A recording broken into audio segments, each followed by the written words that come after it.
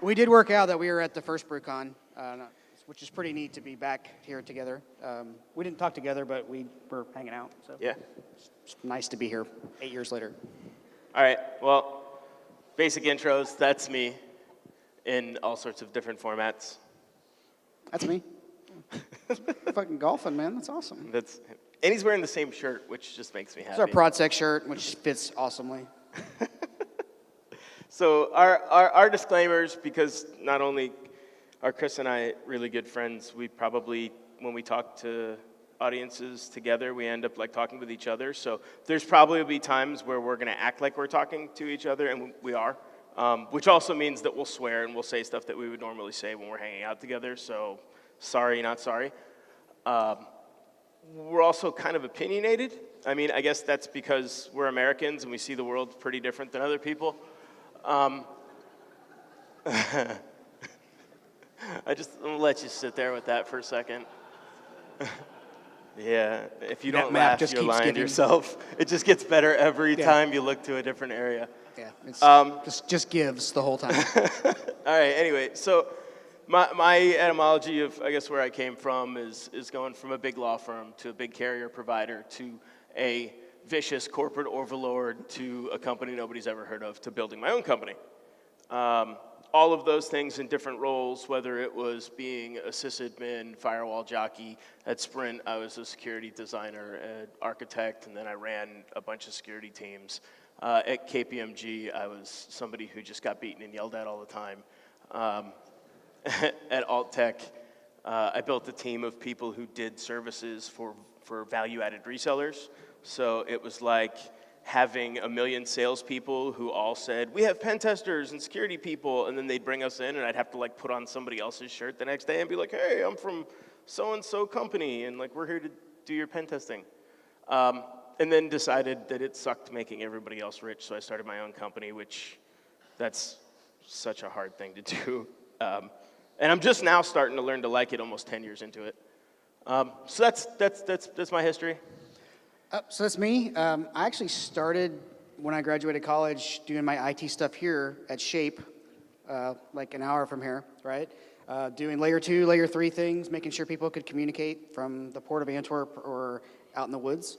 From there, a bunch of red teamy jobs. So I've been smashing things for a while. I smashed the most things when I was at Lars. And then I kind of hit a point, and I gave a whole talk on this at RuxCon, but I hit a point where I kind of wanted to see like why nobody was getting better. And so the Facebook opportunity presented itself to kind of do both, where I got to smash things, but also I was on the blue team, so I got to fix things and start to see the other side of the things. And this really started to open my eyes, and then Chris and I started having a lot of conversations about all the things I was learning, moving from breaker to fixer. So a lot of this talk comes from that. And so now I'm at Uber, and I'm on the incident response team there, so I'm mostly doing blue team things, but we're moving into where I'm actually implementing the things we're going to talk about today. So it's, I really want feedback on if you want to call bullshit on this. Like, really want, if it's bullshit, to let me know before I invest a whole lot of my life into continuing down this path. So. All right, so stuff that, Chris and I are known for is red teaming and doing mixed discipline attacking, whether it's breaking into facilities or individual code snippets. We worked on the pen test execution standard. I don't know if any of you have heard or seen that stuff. Pretty much just because it sucked because people use the word pen testing all the time.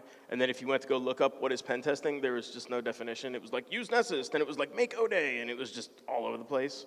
So we tried to make some standardization around it.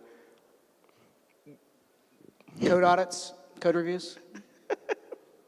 Nothing. We've done some incident response stuff before. I'm doing a lot of that. I see that every week. This is Chris's daily job. That's my daily job, hence the shirt. We do some risk analysis and kind of understanding of how risky certain actions or behaviors are for people. Do some physical security. And we've also done a lot of social engineering. Yeah. Anyway, so that's the history of us, okay? We're good? All right. So we got red teamed at work. And I have to say... Not by us. Not by these guys. Actually, it was one of those ones where like I didn't know it was coming. And so we had some weird alert finally pop off, and I remember saying, oh, that can't be bad guys because they would be doing way worse than what we saw this alert for. It wasn't fun. It's usually me doing this, so I was really having a problem with how things were going with that. So that's basically how I felt when they were like, oh yeah, we just like compromised everything you had and didn't do all that, so nothing. All right. It hurts. It hurts. That's about how I felt on the call when we were doing the outbrief. And then I had like a lot of reflection of like, I'm sitting. I'm sitting on the outbrief, and the guys were like, they did a reverse SSL shell out. That's how they were doing C2. And they were like, oh yeah, so you just need to do, look for 2 small NetFlow packets followed by a couple big ones. And I was like, well, you've just been tearing us up for like the last 2 weeks, and I didn't see any of that. So I'm not sure how I would have seen that over NetFlow as well, given, I mean, if you think about Uber, it's huge, right? So we have a lot of outbound traffic. So I was just like, that's not going to work. So I was like, man, was I that asshole on the phone? Because I've been doing consulting for 10 years. I was like, I probably was that guy. And I really reflected for a couple days about it. I think I called Chris and was like talking to you. I was like, man, like I had to listen to these guys talk about this. And I was like, I really started thinking about recommendations and all the recommendations I had given. So this came from a DerbyCon talk. The rest of the recommendations in this deck are actually pretty good, but I honed in on this one. So I think these are really bad for the most part. Who is able to actually, so let's take the first one. Who's able to actually send something or talk to every Windows computer in their fleet at work? Anyone? Nobody. Not one single person was able to. So like deploying EMET is probably like the easiest one to implement of that whole list. How about like, can you just go ahead and turn on the screws and just stop like letting people write to their home directories across the fleet? Anyone? Nope. Anyone? Nope, okay. Can anyone turn off home directory writing? Anybody? I mean, no, seriously, that's or just like, heavy to understand. Has anyone like there's turned a whole on room of corporate people that are all like, nope, we could never do that. It would break everything. Or how about like who's deployed bit 9 in like blocking mode? 2 people. Okay, yeah. Sweet. How about everyone know what version of PowerShell you're using across your fleet? Is it standardized? 1 person. None? Right. 0. Okay, it's not. So like we've been looking into PowerShell logging, and you need V3. You got to put all those logs somewhere. You got to consume all those logs somewhere. It's not trivial. Who's been able to actually block macros in your organization? Again, nobody. So we like trivially like throw this shit out there of like, yeah, just VLAN that off. Like just do some segmentation, and then you're like, wow, that's actually pretty hard. And then my favorite one was just deploy security tooling and find suspicious things. Easy. Easy. Not even how, just do the nope, thing. Just do it. It'll work. Yeah, I was just floored. So I was like, I've probably said this. I didn't go through all my reports, but there's similar stuff in the reports. So I've been pondering this for a while with my blue shirt on. So yeah. And then Chris put out this tweet about doing the basics, and the more I do this, the more I've been thinking about Blue Team and defending all this stuff. I'm really starting to see that the basics are where we're at, and then when we do pen testing, we usually just load people up with debt, like tech debt, and we find a bunch of bad things. You were at 0, I took you down to 10, and now I'm like, peace out. Yeah. So I had kind of this weird same moment together with Chris, but I had it for a completely different reason, which is real weird. And I guess it's just when you have close friends, you end up experiencing similar things to them no matter what. So I was asked to come and build an internal team for a really, really large multinational company. And I got in, and in my first couple days of being in there, I was like, all of the objectives that you gave me for this team are going to make it fail. I'm going to throw all of them away. And that was kind of hard since they already signed the contract with me. But we worked through it. And, effectively, I was like, hey, look, we have some major problems if you just want our internal team to just be a testing team, right? We have really limited metrics of what we're going to show. Like, for the most part, we're just going to bash you with vulnerabilities and take you from where you thought you were down 5 steps, and then we're going to give you this huge recommendation list, like Chris just showed, of a whole bunch of shit you just can't do, and then you're going to feel worse about yourself than you did when we first got engaged. So it's going to fracture the team. It looks absolutely nothing like a real attacker. Like, the way people assess environments and test them are completely different than how attackers attack. So if you're trying to pretend that me doing testing is the same thing as you defending a real attack, it's bullshit. Nothing's the same about it. You know, maybe the end goal of I have a shell is the same, but even then, you probably have a different type of shell. And really, so it's just kind of like a step above finding vulnerabilities, which to us is just accumulating more crap underneath the rug. And then people go, oh, well, tell me what the really important ones are. And I have no way to evaluate that. I don't understand or know the business. So I could just go, the scanner thinks it's red, and they're like, good, fix the red ones and ignore all the other shit. And that's just the worst flaw. Like, if I had 5 types of cancer and they're like, which one's the worst cancer? You know, like, that's probably not how I'm going to get healthy. And so that took me in the same weird, oh my God, I've been giving people shitty advice my entire life, pen testing stupid. And I was like, whoa, that sucks. My whole career kind of hit the ground. So we started talking to each other about okay, how do we build a team that's actually going to be successful? How are we going to actually provide value instead of just provide debt to companies? So, right, it's super easy. Super.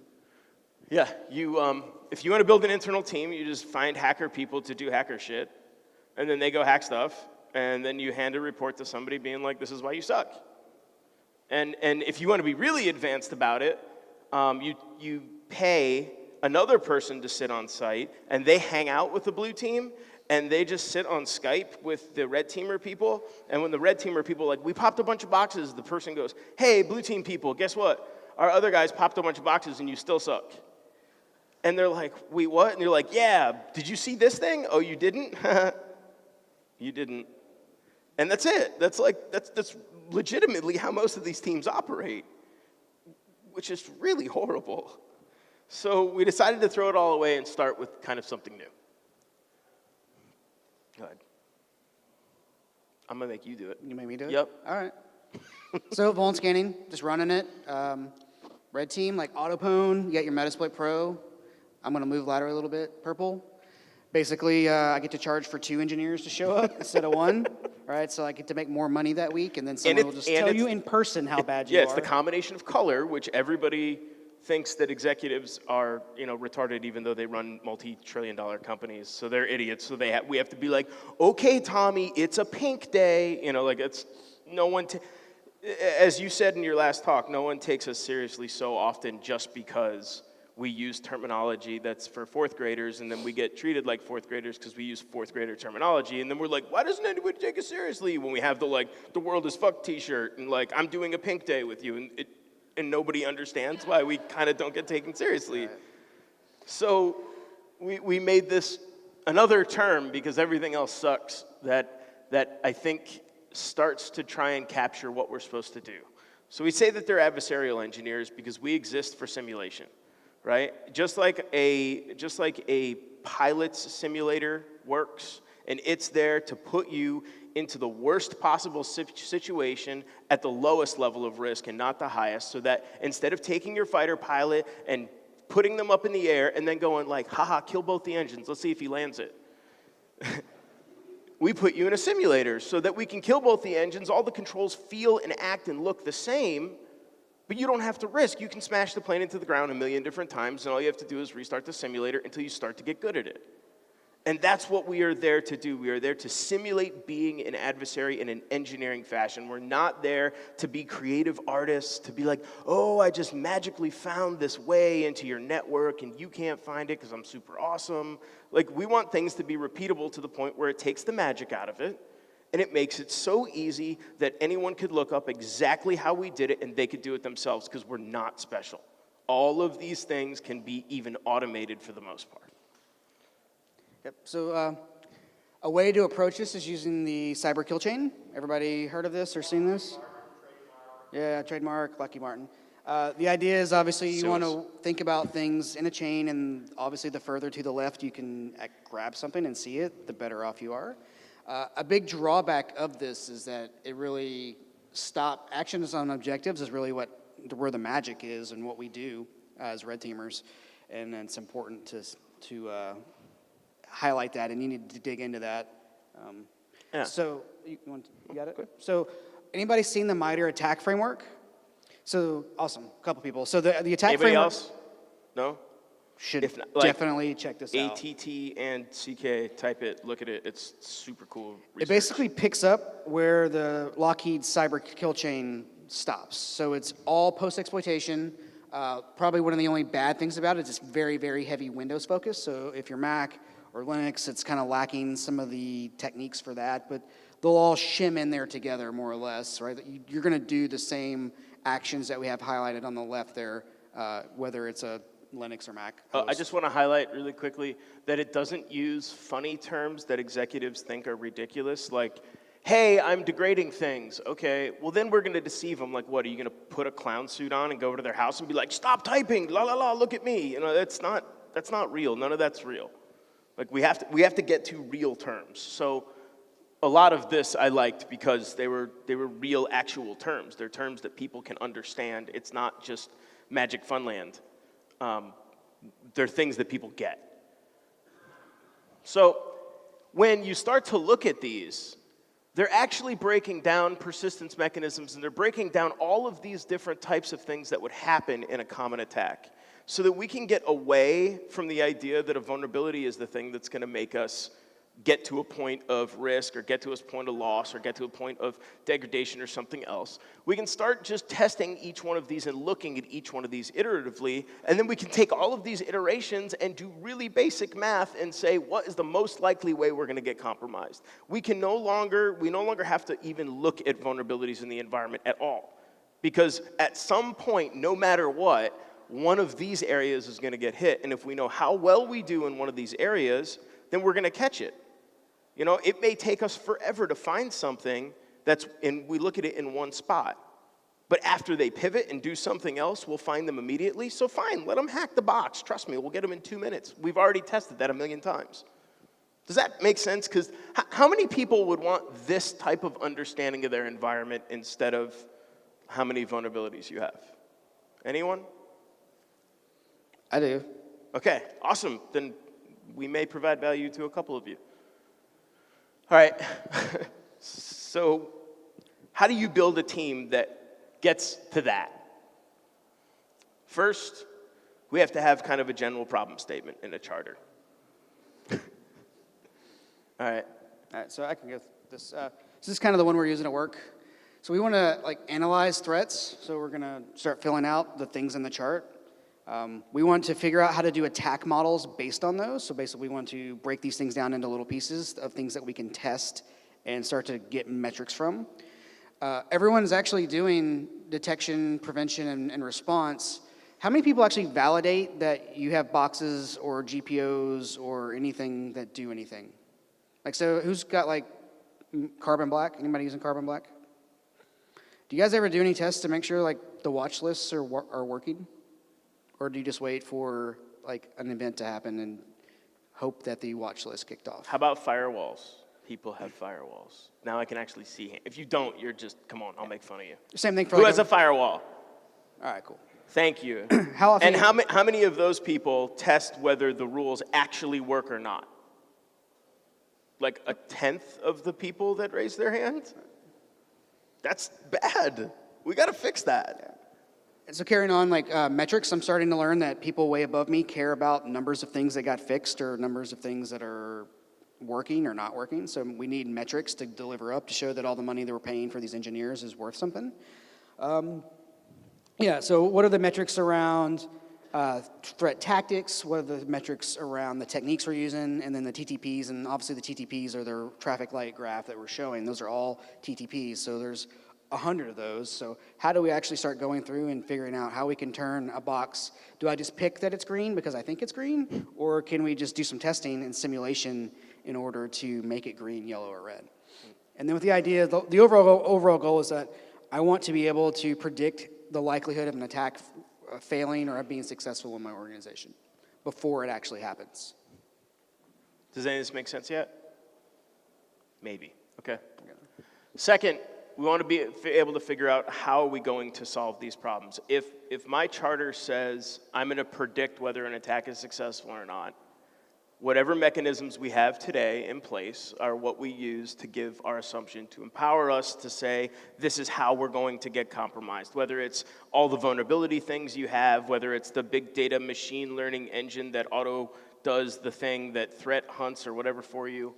All of those are the input sets that you have to try and predict the future, right? And that's what everybody would like, the minority report ability that you can precog when an attack is going to happen before it actually happens, right?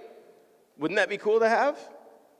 So we're positive that the stuff that we're doing can do that because we're actually doing it in big enterprises right now that are showing them exactly what the likelihood of the next attack will be and how bad it'll happen. Because we're able to simulate all of the different iterations of that by looking at these individual components. And we have input methods of very, very different ways, right? We have stuff that the red team's interested in, right? Maybe we went to a conference, we went to Brucon, somebody talked about something really awesome, we come back and we go, let's see if the awesome thing works in our environment, right? We have management. Management says, hey, APT 985, this last Mandiant report that Mandiant made up that was fake, but it sounded cool. You know, they used all these really high-end techniques because only their product blocks it. And then we're scared about that because we know that we're going to get attacked by APT 985. How vulnerable are we to them? I went to RSA and they talked about this. Yeah. I'm worried about that. How are we doing against X, Y, and Z? Yeah, and we can actually reduce everything that's happened in the TTPs that are part of those attack chains and how those operators actually operate. We can overlay it over our map, and we can go, oh, here's all the ways that we know. Here's the outlier ones that we haven't been able to simulate yet. So we'll just start simulating those things, and at the end, we'll give you an answer of how they are in like the next 30 minutes. All right, yeah, so then you have like your threat feeds. They occasionally do bring you something of value or at least something to check your environment out, right? Blue teams, I'm starting to learn that I'm concerned about way different things than I was concerned about as a red teamer. And so I'm also concerned about attacks, but I'm also concerned about how well a Blinky box is working or how can we use honeypots to make something work in a better way. And then the TTP matrix is the same attack chart that we were showing. Yeah, and one of the things that I think is important about the blue team area is that we want the blue team to engage our team to validate stuff, to help them. You know, we had 1/10 of the people that said, hey, we test our firewall rules. Awesome. You don't have time to do it. I want to be part of your team and help, so kick that stuff over to us. We will either write scripts or do it manually or some combination thereof and hand it back to you, and you know how well your gear's working. So if you want to go push your vendor off the side of a cliff because they sent you a big spec sheet that says we block all this shit, and we're like, no, actually you block one of the 500 things that you said on your sheet, then you get to go back to your vendor and put the hammer to them. And you have all the data from us, and we're there to help, right? And the same way goes if we're doing a test and we were able to give that knowledge to you and you want to run it yourself, awesome. Well, here's the scripts that we use, here's the ways that we did it. So we start actually working as a unified group. It's not red, it's not blue, it's not some stupid color, purple or whatever else. We're all working as one because our jobs are all employees of the company to work with the company to make the company a better place. That's it. And that's where we want to go to. Yeah, I'll add to that too, that we're quickly running out of time from the blue team side to actually do red stuff. Yeah. Right, so we don't actually have an internal red team yet, and it would be nice to be able to kick them the things that we're worried about. Instead, it's like I have to carve out time when fires aren't going off. Yeah, and that's like 50 other watch lists that you should have written during that time. So, and then who's got an internal red team at where they work? Anybody? And does the red team and blue team get along and collaborate, or is it, we're mostly no's. And so basically anyone I've talked to that have organizations where those are together, it's a challenge to get those guys to communicate, guys and girls to talk and share. And we're talking about, we want to share everything. We have a common goal of like making things better. So these teams generally will hide IOCs from each other, hide techniques, and then you only have to be as good as you only have to be better than their internal red team in order to completely annihilate them, right? And that's not where we want to be. We want to actually do that sparring and then get better over time together. So the third part that we wanted to do is create something that was repeatable. And this is just a huge eye chart, but most of the time when you do a pen test, right, you have like a kickoff and then you report findings. Yeah? Yeah, that's how most of it goes. Right. Then we have the whole blue team side that they're doing their daily operation. Oh, I get to... as they're doing their daily operation, when these two things happen, there's usually a huge cut here, and the blue team eventually gets this report, and then they go back and they go, okay, well, how did they do this and this thing? And hopefully the report was written well enough that you could actually figure out how they did it, instead of like, here's high vulnerability. I was able to own this system through my magic. And they're like, fucking what magic? And they're like, because I'm lead, suck it. You know, like, and you just look at them and you're like, this is not a report. Like, how do I do this shit? Like, you didn't help me at all. You just put me into debt. And so what we try and do is, as these things naturally work together, as soon as we start finding things, we go through each iteration and say, okay, in my intel gathering phase, I was able to collect this and this and this and this. That led me towards the end attack. Now we open an individual ticket to work with the blue team and say, during this phase, we found these 3 things. Tell me in your controls how you were able to protect, detect, and respond to these 3 things in information gathering. And then we just work our way up the food chain between vulnerability assessment, exploitation, whether we're doing privilege escalation, whether we're doing lateral movement, and each one of those is a separate project to work on the controls together until we get them to a point where I'm like, hey, you're seeing everything that I do, or they get to a point where they go, I can't see that, and there's no tool or no process or no thing that I have to see that. Does that make sense, kind of? Right? So we're working together to find where the gaps are, to find whether it's coverage, find whether it's execution, find whether it's automation, turn the screw tighter. There's other ways to do it too, right? Yeah, so kind of how we're tackling it is built a detection net, and it's really just a mirror of the hosts that we have in our environment. So this is like a slimmed down version because we're missing all the Windows hosts and everything. But we have a attack net, we have a detection net where all the instrumentation we have for work is on these various boxes. Yep, clicky. I'll take the clicky. And then basically we took the things from the attack framework, and I've basically been writing these out and working with Chris. All right, so for account discovery, let's start laying out what tools do we use to do that, right? So when someone gets on host, they're going to run net commands, DS query commands, WMIC commands in order to start pulling information about the accounts on the system, accounts in the domain. You guys familiar with this? Yeah? Okay, a couple people. Now I want to automate that, because the idea is I want to make sure that I want to do unit testing from our detection rules. So now I can write a bat file. In this case, one of the bat files I wrote, it just runs through a bunch of things that bad guys or attackers would do once they get on host that we have written rules for. And then so we can set jobs or run these as we required, and then I want to make sure that they're actually alerting and that flow is working like it should. That make sense? Is that interesting, or is anybody doing that already? I got like half of that's not interesting. All right, maybe it's not.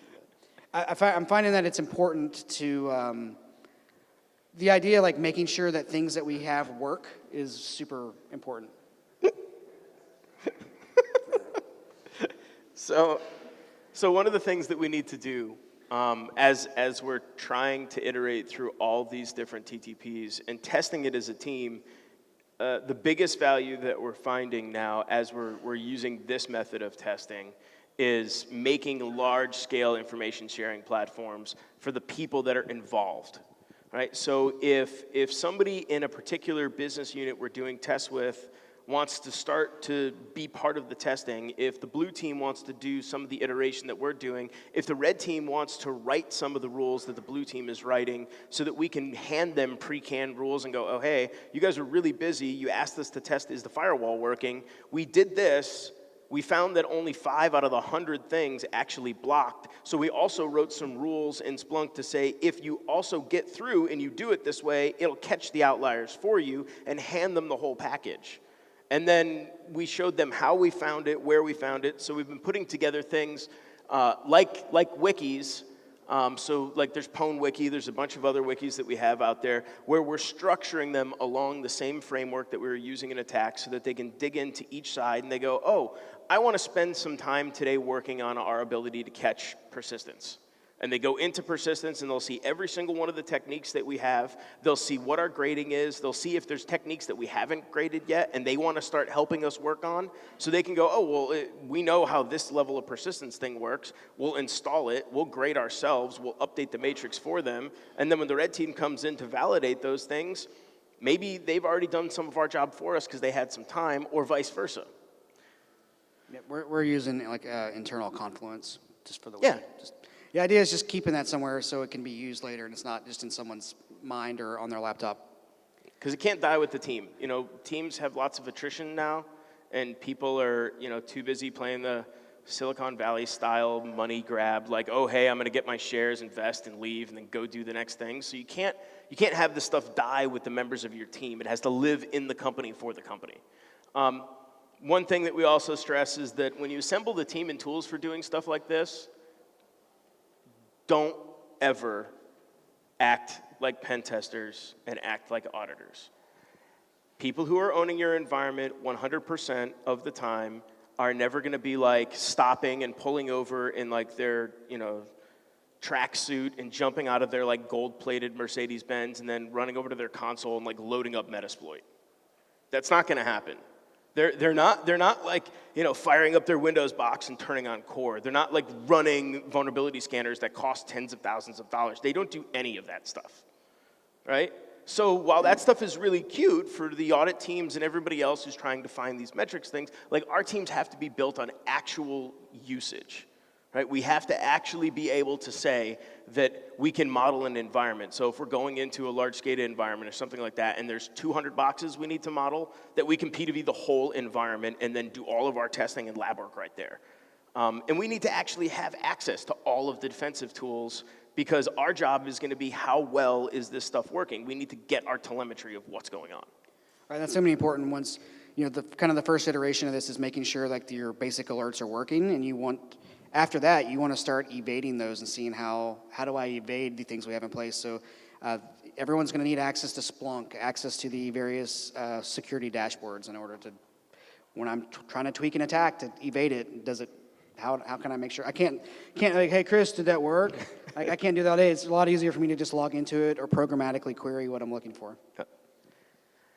Creating formal collateral is important when there's so many of these talks going on of I have a red team and I did the hacks and you're totally screwed and I got DA and all these other ridiculous terms that the business does not take seriously.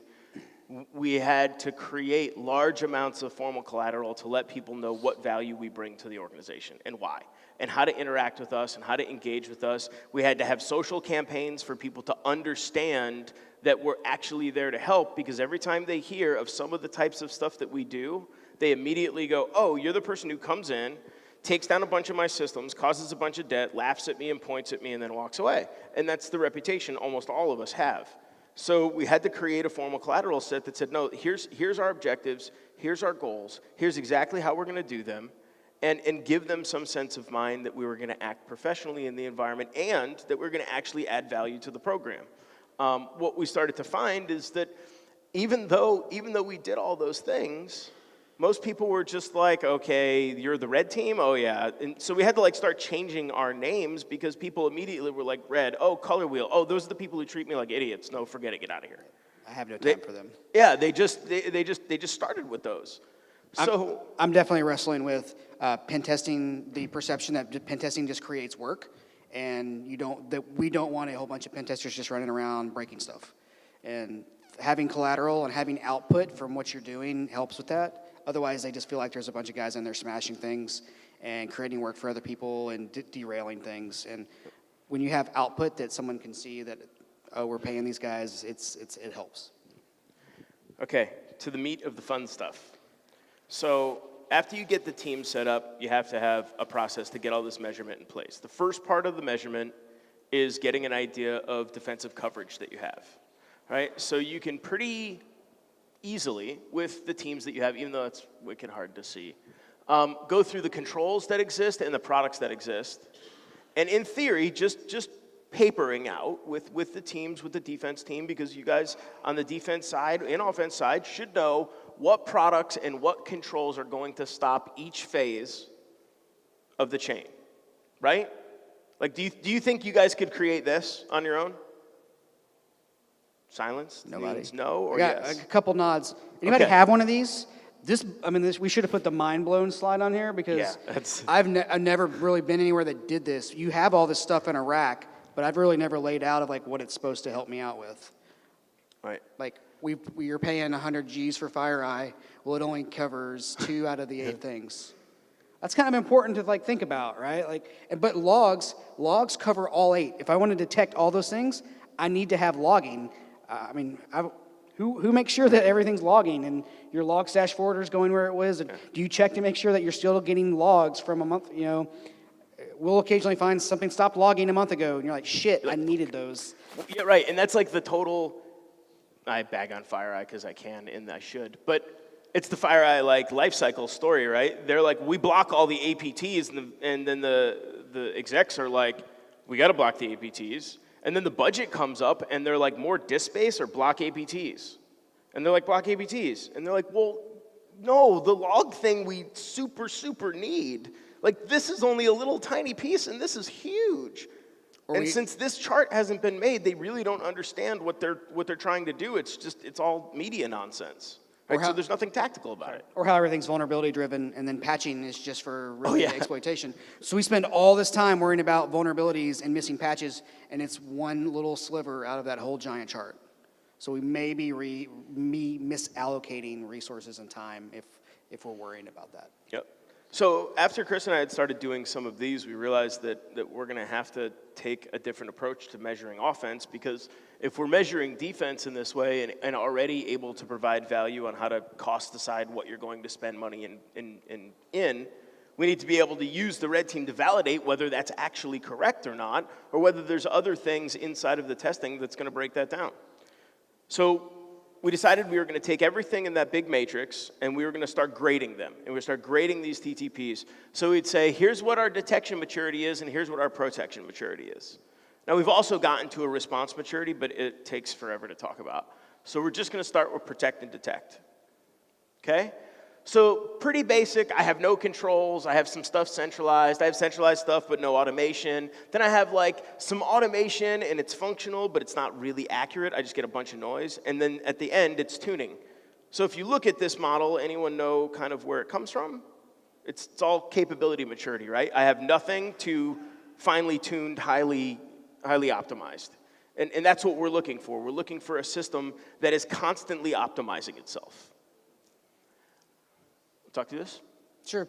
One of the things that everyone's worried about is dumping password hashes. So Mimikatz is everyone's like worst nightmare, it seems like, or dumping creds, just dumping the hash once you're a local admin. So the idea is we want to like lay out on the left what's the technique, what are we doing, and then as we move over the function. So someone that's not intimately familiar with this needs to know what the hell we're talking about. So like that function column is giving you the background, and then we want to lay out what we're actually doing in the organization for detection and protection for that, which is, to me, was mind-blowing. So you would probably want to have a generic thing of like, oh, well, you know, we can do a registry change and it should stop Mimikatz from working.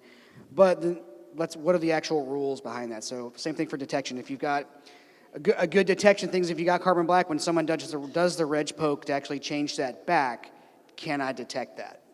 Right, and then same thing for protection. We've got protected users groups or whatever, and where these things shouldn't work, but we may not have actually tested that they worked. And one of the other really important things that we figured out was this whole last test date.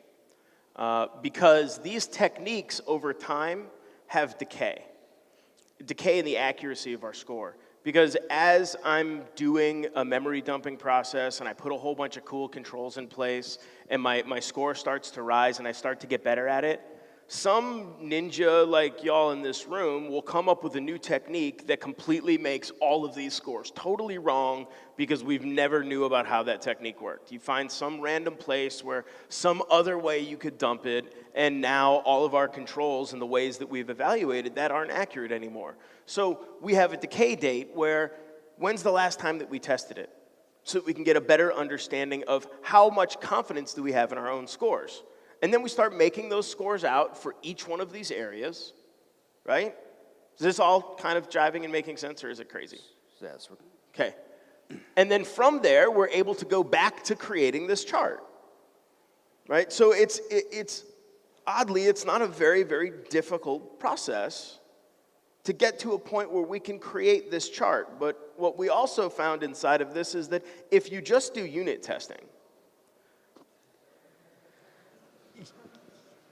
Yeah. So, I mean, I love this slide. So this is kind of like where we're at, because I'm actually in the unit testing phase of this. I'm trying to figure out what we're doing for a specific TTP. But just because I can detect a TTP, when Chris's team is like working through that flow of chaining all my reds in that chart together, just because I have an alert, it may not work when they do it as a flow. Yeah, and so you see, if I said I know where my weaknesses are here, but I was going to run a full simulation, maybe you thought I was going to start at legitimate credentials, but I decided to start here at add monitor. So now I'm taking an entire chain across to try and find the reds in the easiest ways through the environment, but you're myopically focused on the ones that you think I'm going to make, right? So the difference is that we're not only doing the unit testing, but then we're trying to emulate and understand all of the different possible chains that can go there and which one of the chains is most likely to occur. That's really how we get to a point of skill, because not every adversary is going to have the same level of skill. Not every tester that you have is going to be an ODE writer, or is going to be script master, or is going to be Linux guru, or Windows, or AS400 guru, or whatever. So we want to be able to evaluate exactly what kind of vocabulary we're going to have around sophistication. Because if I have a bunch of reds that look like they're a bad chain, but every single one of those is going to take ninja level NSA style skill, but I have a second chain that's a little bit worse and it takes novice skill, then I need to understand that I have to protect and I have to simulate the novice skill stuff and train my environment to be ready for the novice thing before I start training the NSA thing. Because my controls and my protection techniques are going to be totally different against each of those adversaries. That prioritizes work and testing as well, right? I want to do the one that the novice can do first before the NSA level one. Yeah. So this is an example in some of the charting that we're doing where we're actually grading each one of the attack styles, and we're taking those graded attack styles and we're saying how much we were able to detect in them. Right. Finally, as we were talking about kind of prioritizing workload, we have to get a better understanding of when that last date of decay was. So did I test the NSA style things last at a certain time? Did I test this one technique at a certain time? And why is that relevant? Right, so to add to that, maybe the account discovery things, that's not changing too often. Everyone's going to use net commands and do whatever.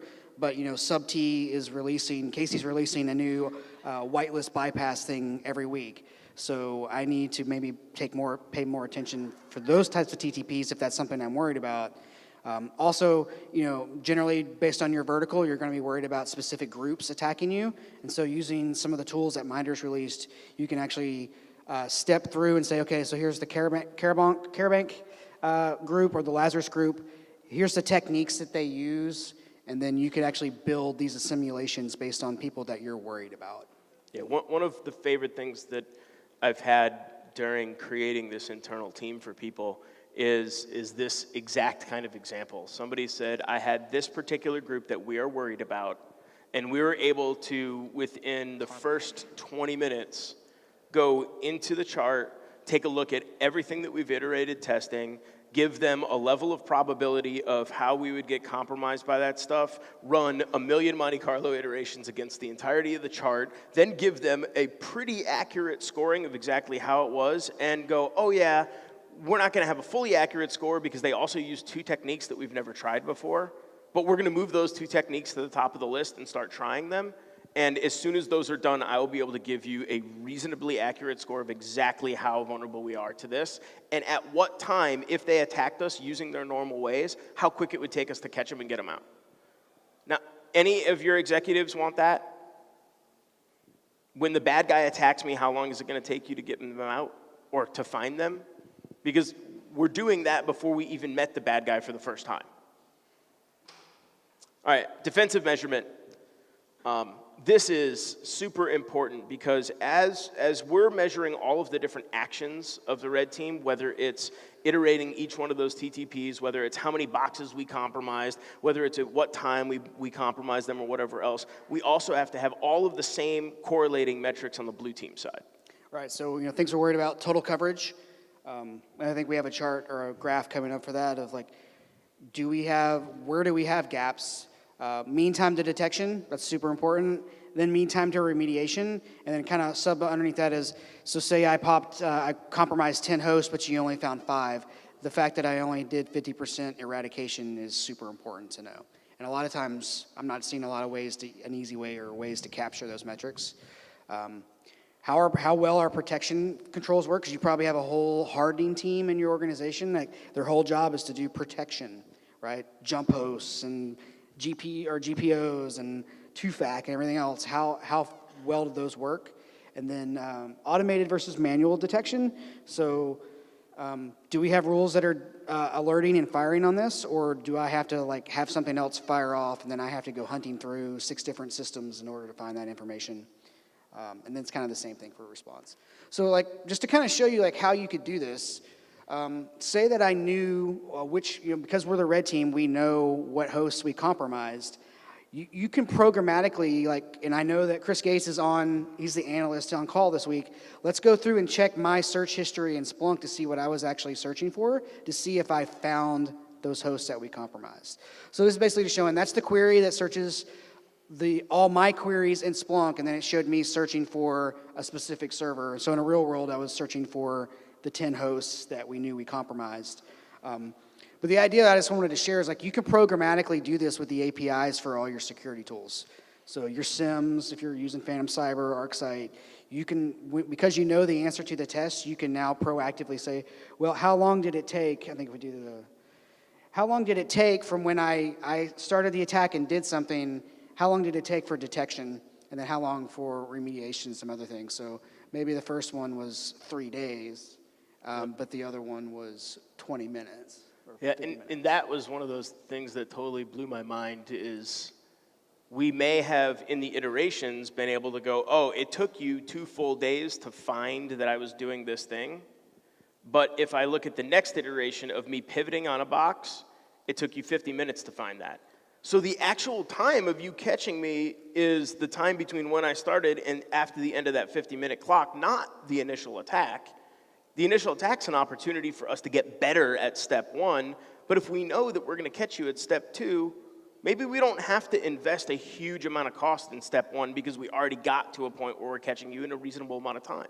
Right, so maybe step 1's the fish, and we don't always do a great job at immediately finding phishing. It really depends. It's really very, very organization dependent on how well that works, right. And then how many emails got sent. But say it was successful, they landed, and it took us, that was 2 days ago, but within 50 minutes of you doing account discovery or lateral movement, we're going to catch you every time. So that's a really important metric to capture. Yep. And this slide is just to show that I've started actually writing out all the TTPs from the attack framework, and I'm at line 300 or so, and we haven't even started adding tools. So the rabbit hole's really deep on these, but it's super useful. If you can identify all the tools that are related to a TTP, and then how you're detecting and protecting against those, it's pretty valuable. So after we're able to build a team and put together all of these stuff, to be able to get defensive metrics, to be able to get offensive metrics, to get an understanding of the coverage that we have of our defenses, right? We're able to give some really, really new and meaningful stuff up the food chain that is no longer increasing bet. We're just measuring the environment accurately, right? We're able to say that here's the types of techniques that are detectable. You can see where the gaps are immediately with collection and exfiltration. You can understand, oh, these are the ones detected per control. Well, Carbon Black's doing a hell of a lot of work, and NetFlow isn't doing crap right now. Now, does that mean NetFlow isn't tuned well enough because maybe it'll fill these gaps? Or does it mean Carbon Black's super awesome? Does it mean that we can just remove one of these tools from our environment? You know, there's a lot of things that we have in our environments where I look at one of the clients that we work for, and they have 3 different bromium-like products, including bromium. And I'm like, why do you have all this stuff? And they're like, I don't know, we just bought it. And they're like, does it work? And they're like, it should. But if it doesn't, we've got the other 2, and they're on the box too. And, we have to have i7s with like 32 gigs of RAM for everybody because that bitch takes up a lot of resources. Must be okay. I didn't get an email. Yeah, I haven't gotten an alert. Or the thing that pains me more than anything else in enterprises is the people who clap and applaud, and they look at the chart, and the chart says, blocked 900 million bad emails, blocked 464,000 C2 events. FireEye caught these malicious binaries. They think that's good, and I'm looking at it saying, we found 900 different types of cancer today in you, but we stopped it. But why would you ever want to say, I want to find 0 types of cancer in me today, and tomorrow, and the next day. So what we're trying to do is make metrics that are reasonable so that we can say, here's how much coverage you have, here's how mature you are, here's how maturity has grown over time, here's the techniques that we can detect, and this is real. We know that at best we're doing 35%, at best. Now that doesn't mean a certain tool's there or whatever else is there, it just means it is what it is. We're able to measure it, and then we're able to take all of these things, use different iterations, and simulate what this is going to look like over time. Right? I can tell you what it's going to look like tomorrow or 6 years from now. I can tell you at the rate of technology and how it occurs. I can take every single one of these, and I can make 1 million different paths through this chart. And then I can take the chart and turn it 1 million different colors, and I can tell you the probability of what's going to happen attack-wise, right? The biggest piece of this for me was trying to distill all of those magic things down, which, by the way, would anyone want to be able to show this type of stuff? Is this relevant? Can anybody show this right now? Can one team show this? Anyone? Awesome. Either we're doing it wrong or it's valuable. So I think about this, distilling all of this work down to one graph. This one graph is, what do we do next? We did testing, what do we do next? So we have this whole idea of, we did a test, and this is the total protection, right? We did one test. In that test, you had the ability to catch me doing all the things. Then we have the next idea of, well, this is our potential.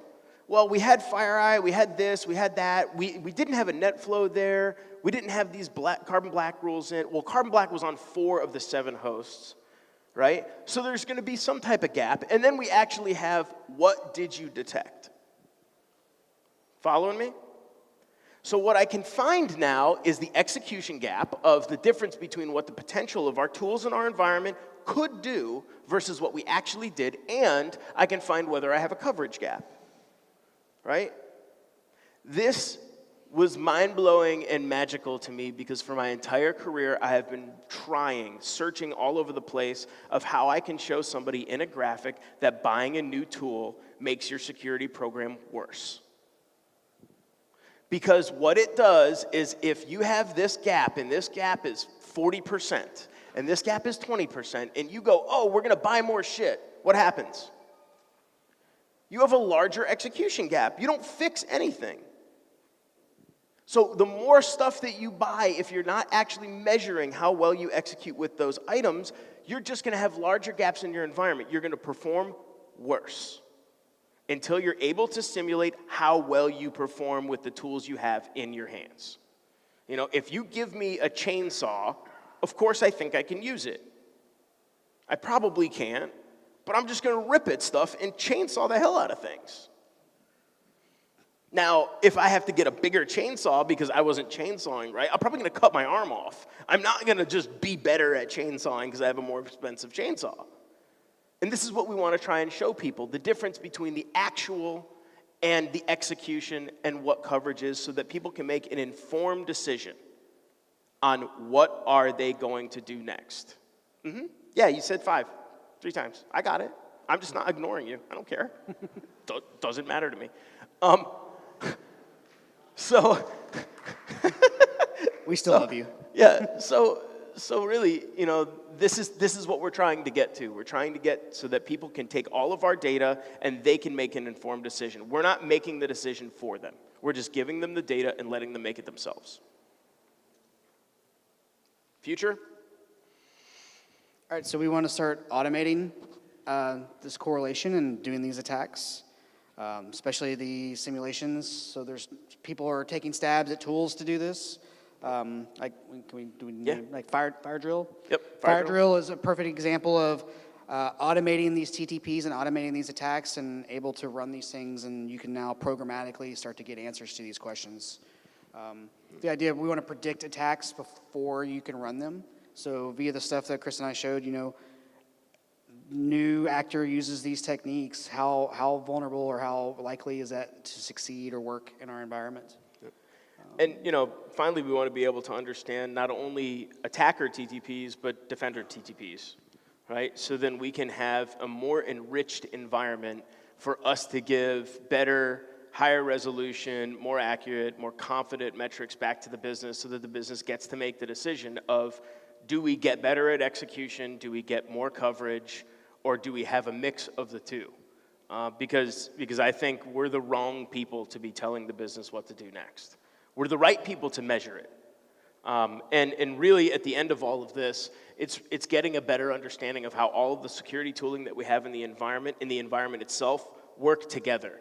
And in order to show how they work together, we have to be that agent of change. We have to be something that works together with the environment, with the defense team, offense team, whatever team you want, and just be team $company. And that's it. We don't want to be individual islands. We want to show that a team mentality could actually change how companies work, opposed to just, telling them that they suck and hoping that they get better. So that's it. Any questions? No one got the dodgeball reference. Anyone? No? Okay.